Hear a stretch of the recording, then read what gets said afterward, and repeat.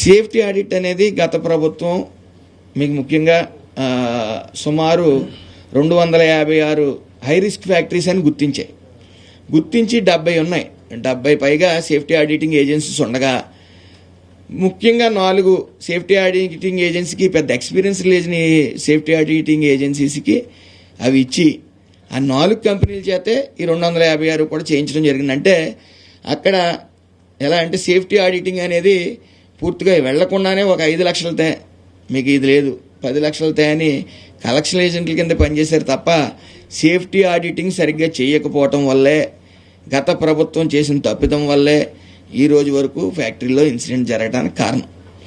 దాన్ని మేము ఇప్పుడు 25 years ఖచ్చితంగా ఎక్స్పీరియన్స్ ఉండాలని చెప్పేసి దాన్ని మేము ఒక భద్రత గురించి అలాగే ఏదైతే ఆడిటింగ్ క్లియర్గా ఉండాలని 25 years ఎక్స్పీరియన్స్ ఉంటేనే మేము ఆమోదిస్తామని చెప్పడం జరిగింది.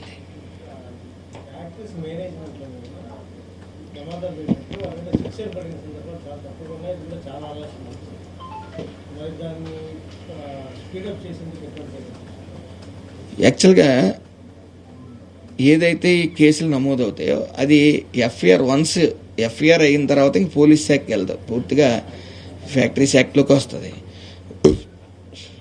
అది నెగ్లిజెన్సీ ఎంతవరకు ఉంది, దాన్ని ఎంతవరకు దానికి లైబుల్ ఇతను అనేది చూడటం జరుగుతుంది. అది ఫ్యాక్టరీస్ డైరెక్టర్ ఆఫ్ ఫ్యాక్టరీస్ వెళ్ళి అదంతా పరిశీలించి ఆయన రిపోర్ట్ ఇవ్వడం జరుగుతుంది. దాని ఆధారంగానే మనకు ముందుకెళ్ళి శిక్షలాడటం జరుగుతుంది. అయితే మేము వచ్చిన ఈ 6 నెలల్లో ఒక అవినీతి తిమింగలం 32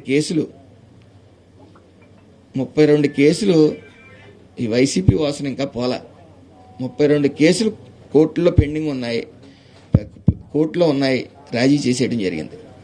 దానివల్లే అది వెంటనే తీసుకుని అతను యాక్షన్ తీసుకుని మొన్న సస్పెండ్ చేయడం కూడా జరిగింది. అతని పేరు చిన్నారావు.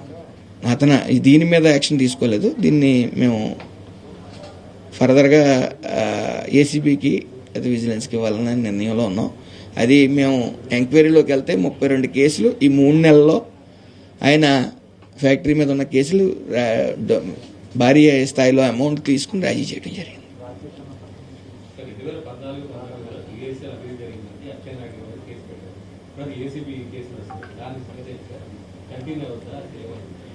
అసలు మీకు చెప్తా ఉన్నాను కదా, ఏదో పెట్టాలనే నెపంతో డాక్యుమెంటేషన్లో ఏదైనా చిన్న తేడా ఉంటే పెట్టారు తప్ప అసలు ఆయన కడిగిన ముత్యంలో బయటకు వస్తారు. ఎందుకంటే అవినీతి గురించి దెయ్యాలు వేదాలు వల్లించినట్టుంది. వాళ్ళు పెట్టిన ఏ కేసు అయినా చంద్రబాబు నాయుడు గారి మీద పెట్టిన కేసు తీసుకున్నాం. అది ఇంటెన్షనల్గా పెట్టాలని పెట్టిందే తప్ప ఇవన్నీ కూడా కక్ష సాధింపు చర్యలు చేశారు కాబట్టి ఈ రోజున వాళ్ళ పరిస్థితి 11 సీట్లకు పరిమితమైనవి. ఏదేమన్నప్పటికీ మీడియా మీరు అందరూ కూడా చాలా ఫాస్ట్గా ఉంటారు. అందులో ఏమైనా అభియోగాలు కరెక్ట్ అయితే చట్టం దాన్ని పని చేసుకుని వెళ్తుంది. 5 సంవత్సరాల నుంచి ల్యాక్ అయిపోయింది. అది టేబుల్ మీదకి ఉంది. అది 5 సంవత్సరాలు మేము పాలించలేదు, 6 నెలల్లో ఉంది. ల్యాక్ చేస్తారని వాళ్ళు అనుకోం. అందులో ఏదైతే అభియోగాలు చేశారో అవన్నీ కరెక్ట్ కాదు కాబట్టి అవి వ్యవహారం ఎటు కాకుండా అలా ఉంది తప్ప అది అతి త్వరలో తేలుతుంది. తప్పు చేసిన వాళ్ళు ఎవరు ఇదెవరు. యాక్చువల్గా అందులో ఏదైతే ఈఎస్ఐ డిపార్ట్మెంట్ ఉందో ఇవన్నీ అవినీతి చేసిన వెంటనే క్షణాల్లో దొరికిపోతాం. ఇందులో అంత అవినీతి చేసే ప్రక్రియ ఉండదు. ఆ డాక్యుమెంటేషన్లో ఏదైనా తేడా ఉంటే దాంట్లో పెట్టుంటారు కానీ దాన్ని క్లియర్గా నేనైతే చదవలేదు. కానీ యాక్చువల్గా ఏదేమన్నప్పటికీ అవి ఇంటెన్షనల్గా పెట్టిన కేసులుగానే తీసుకోవాలి తప్ప అందులో వాళ్ళకే సబ్జెక్ట్ లేదు. సబ్జెక్ట్ తెలిస్తే ఏదైనా సబ్జెక్ట్ పరంగా ఏదైనా పట్టుకుని చేస్తారు కానీ వాళ్ళకి అవగాహన లేదు. అసలు అవగాహన లేనివల్లే గత ప్రభుత్వం 5 ఏళ్ళు ప్రభుత్వంలో అనేక మరణాలు, వాళ్ళ అశ్రద్ధ వల్ల ఈ 6 నెలల్లో మళ్ళీ 32 మరణాలు.